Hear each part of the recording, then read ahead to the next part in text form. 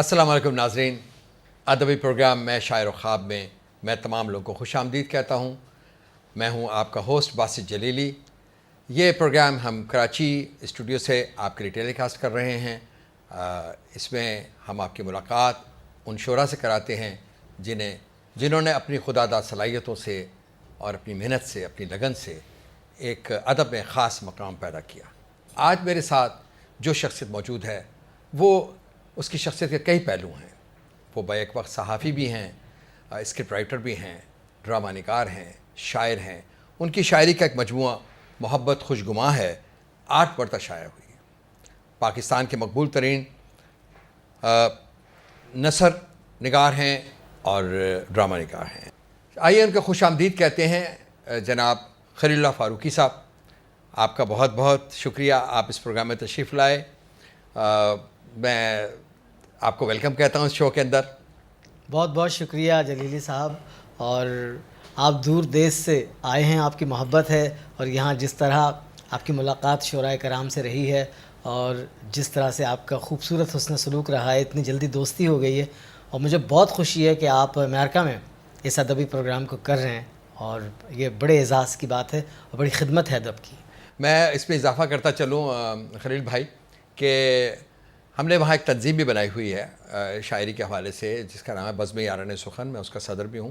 بزم یاران سخن، جی کیا کہنا؟ اور گائے بگائے ہم پاکستان سے اور انڈیا سے شعراء اکرام کو بلاتے ہیں، دعوت دیتے ہیں۔ پچھلی دفعہ جولائی میں 2017 میں، ابھی پچھلے سال گئے ہوئے زیادہ دن نہیں ہوئے، اس پہ ہم نے جلیل علی صاحب کو بلایا تھا، محبوب ظفر صاحب کو بلایا تھا اسلام آباد سے۔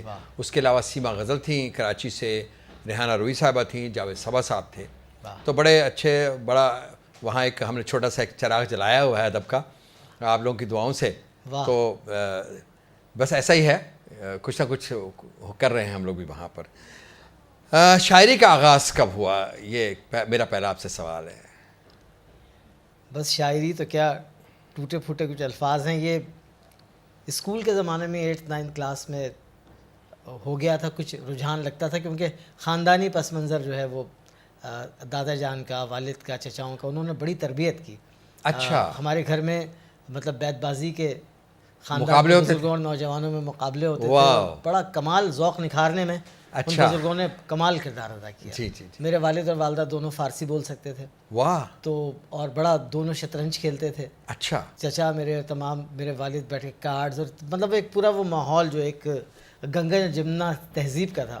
اور والدین اور دادا دادی کے حیدرآباد دکن سے تعلق، تو وہ اچھا، تو یہ سمجھے، تو شروع میں اسکول کے زمانے میں شعر آپ کو ادبی ماحول ملا، ادبی ماحول۔ لیکن کالج کے زمانے میں آپ سنا بڑا شعلہ بیاں، مقرر تھے، زبردست تقریریں کیا کرتے تھے۔ College, university, Karachi university, national college, تو بڑا ہنگامہ خیز دور تھا۔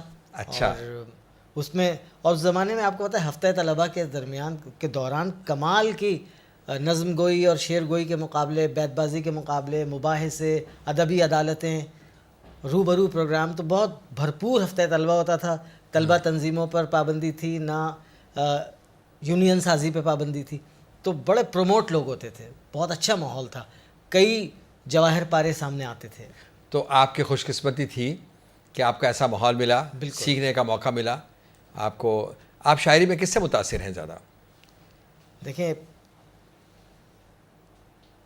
بات میر صاحب، فیض، اقبال اور سب سے زیادہ غالب کے ہیں، کہ ان کو تو مطلب یہ تو اساتذہ ہیں، کمال ہے جہاں سے شروع، اور اس کے بعد پھر ساحر لدھیانوی ہیں، اور پاکستان کے اندر جن لوگوں نے کمال کیا شاعری، احمد فراز صاحب ہیں، اور کوئی بھی یو نیم اٹ، سبھی کو جہاں تک میں پڑھا ہے۔ سمجھا ہوں آپ یہ کہنا چاہ رہے ہیں ہمارے ناظرین کو کہ اچھا شعر جو ہے وہ آپ کی کمزوری ہے، آپ اس کے بالکل بس اچھا، یہ حال ہی کسی نے بھی کہا ہو، چاہے فیض نے کہا ہو یا ساحر نے کہا ہو، یہ ہے۔ اور آج کل بھی پاکستان بھر میں، بالخصوص کراچی اور لاہور میں، نوجوان شعراء اور شاعرات اتنی خوبصورت شاعری کر رہے ہیں، یعنی بہت لطف آتا ہے کہ مطلب یہ مستقبل بہت روشن ہے۔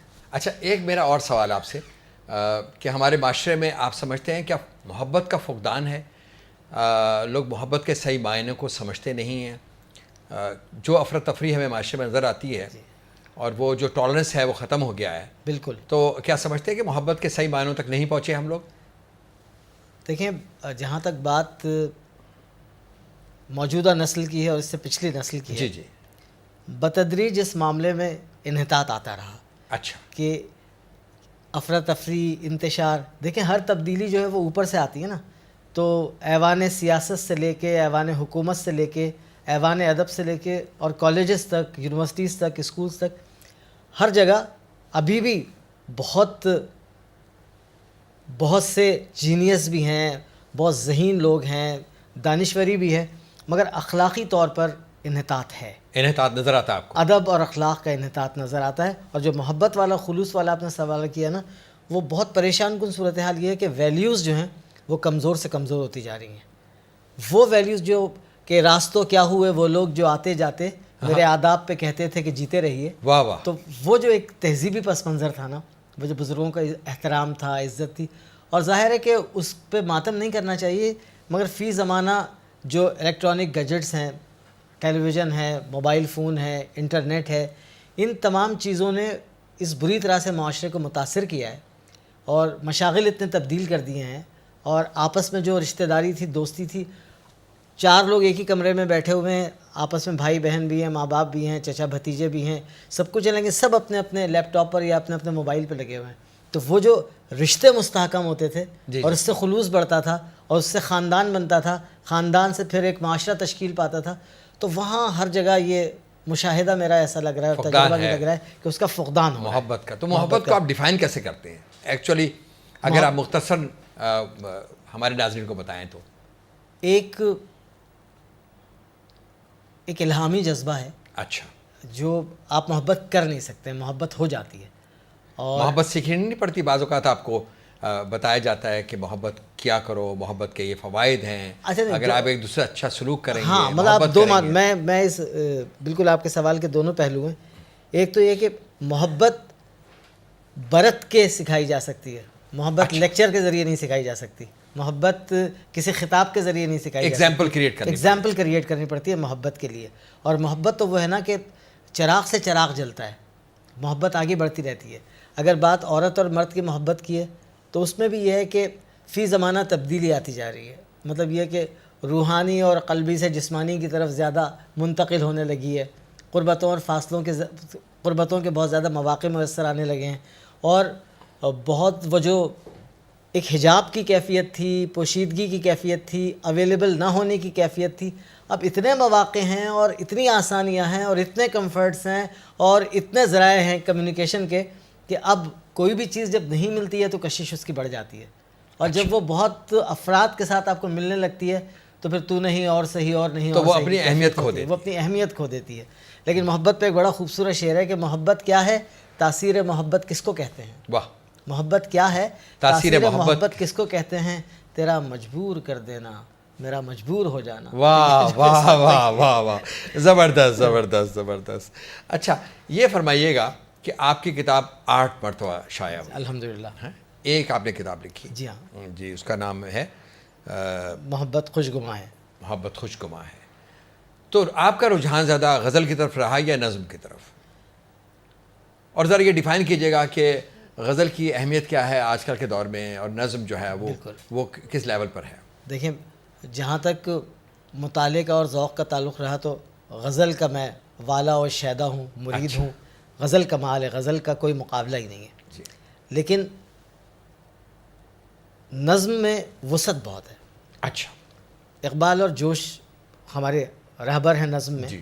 تو جو جتنا پھیلاؤ نظم میں ہو سکتا ہے اور جتنی کھل کے بیان کیا جا سکتا ہے, جتنا پیرائے اور کینوس جتنا وسیع ہے نظم کا, غزل آج بھی اپنی اسی محبوبیت کے ساتھ, اپنی معشوقیت کے ساتھ, اپنے رمز و کنائے کے ساتھ, اپنی اسی دلکشی کے ساتھ, نغمگی کے ساتھ, اپنے اسی کیا کہنا چاہیے کہ محاکات کے ساتھ, اشارات کے ساتھ خوبصورتی ویسی موجود ہے. اور غزل کی کشش کا کوئی جواب ہی نہیں ہے. میرا رجحان نظم کی طرف زیادہ ہے.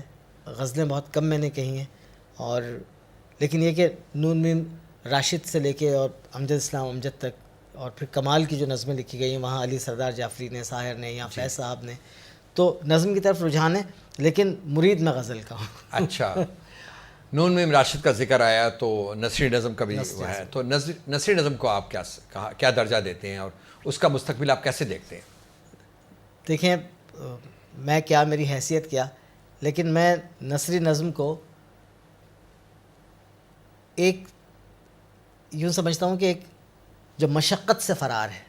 اچھا، کہ پابند شاعری کرنا مشکل ہے. جی ظاہر ہے، اس پر پابند ردیف اور شاعری، اس قافیہ. میں ردیف اور قافیہ، اس میں خیال، وہ سب. نثری نظم میں آپ بہت خوبصورت بات کہہ سکتے ہیں، خاص طور پہ انگلش میں تو جو ہے، اردو میں بھی ہے، لیکن مجھے ایسا لگتا ہے کہ جیسے نثری نظم میں وہ شعریت اور وہ نغمگی نہیں ہے.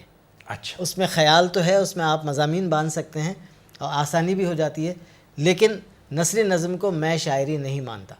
آپ نہیں اپنے طور پہ نہیں؟ اپنے طور پہ. ہو سکتا ہے میرا خیال غلط ہو، آئی مے بی رانگ. آپ سمجھتے ہیں کہ جس میں ردیف اور قافیہ ہوگا، پابند ہوگی، پابند، وہ مطلب اس جس میں میں ذرا محنت موسیقیت لگے، زیادہ ہوگی، موسیقیت، اسے غنائیت، گایا جا سکے موسیقیت، گا، اثر انگیزی، وہ جو ہوگی. دیکھیں نا وہ جو ردم ہے، جی جی، وہ ردم تو اسی بحر کے ساتھ، قافیے کے ساتھ، ردیف کے ساتھ. جی جی. ہاں، آزاد نظم کا میں قائل ہوں. آپ قائل ہیں؟ آزاد نظم میں کمال بہاؤ ہے. آپ مطلب موجودہ دور کے اندر ہمارے یہاں جو لوگ کہہ رہے ہیں، ان میں امجد اسلام صاحب کی بڑی خوبصورت رومانی نظم ہے. جی جی، لیکن اس میں آپ کو کہیں یہ اندازہ نہیں ہوتا کہ یہ کسی طرح سے بھی کسی بھی بڑی شاعری سے کم ہے. اگر کبھی میری یاد آئے تو چاند راتوں کی نرم دلگیر روشنی میں کسی ستارے کو دیکھ لینا، اگر وہ نقل فلک سے اڑ کر تمہارے قدموں میں آ گئے تو یہ جان لینا وہ اس تارا تھا میرے دل کا، اگر نہ آئے مگر یہ ممکن ہے کس طرح ہے کہ تم کسی کے پر نگاہ ڈالو اور اس کی دیواریں جانا ٹوٹے، وہ اپنی ہستی نہ بھول جائے. تو وہ جو روانی ہے آفت ایک نظم کی، تو وہ تو چلیے اس حد تک تو آپ جو ہیں نثری نظم آزاد نظم معرہ، ہاں، آزاد نظم جس کے اندر اوزان ہو اور ایک بحر ہو، اس کا نغمگی ہو، نغمگی اس میں کہ بہاؤ ہو، لیتا چلا جا رہا ہے ساتھ ساتھ. آپ شاعری کی بات تو ہم نے بہت کی، اب آپ کی ہم شاعری سننا بھی چاہیں گے. تو اتنے بڑے اساتذہ کے ذکر کے بعد وہ من آنم کے من دانم میں نہیں، آج آپ کو ہم نے بحثیت شاعری بلایا یہاں پہ، حالانکہ آپ کے اندر تو بہت سی صلاحیتیں ہیں. قطعات سے کچھ شروع کرتا ہوں. جی جی. لبستہ مدعا کا پتہ پا گیا ہوں میں. واہ واہ واہ.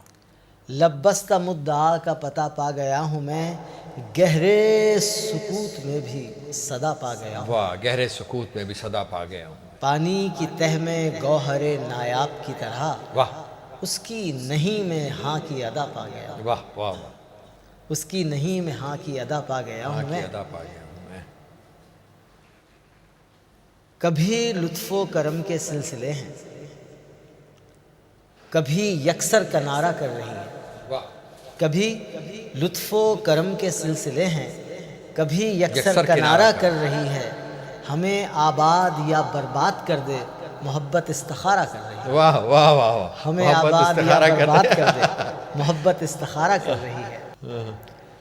ہر چند کے ایک سمت بہت برف جمی ہے. ہر چند کے ایک سمت بہت برف جمی ہے، دو طرفہ ہے یہ آگ میں پہچان گیا ہوں. واہ. ہر چند کے ایک سمت بہت برف جمی ہے، دو طرفہ ہے یہ آگ میں پہچان گیا ہوں. یکبستہ رویہ تیرا کمزور دفاع ہے. واہ واہ. یکبستہ رویہ تیرا کمزور دفاع ہے. اے سرد الاؤ میں تجھے جان گیا ہوں. واہ واہ. سرد الاؤ، اے سرد الاؤ واہ میں واہ. تجھے جان گیا ہوں. کیا ڈسکرائب کیا آپ نے. واہ. اے سرد الاؤ میں تجھے جان گیا ہوں. اور یہ تھا کہ وہ خود ہی بات کو پالے وہ آپ آگے بڑھے. وہ خود ہی بات کو پالے وہ آپ آگے بڑھے. تمام عمر اسی آرزو میں بیت گئی، شکست دل نے رلایا ہے بارہا، لیکن میری انا میرے دل کی لگی سے جیت گئی. واہ، بہت زبردست شاعری آپ کی. خلیل صاحب اس وقت ہوا ایک وقفے کا. ناظرین لیتے ہیں ایک بریک، کہیں نہ جائیے گا.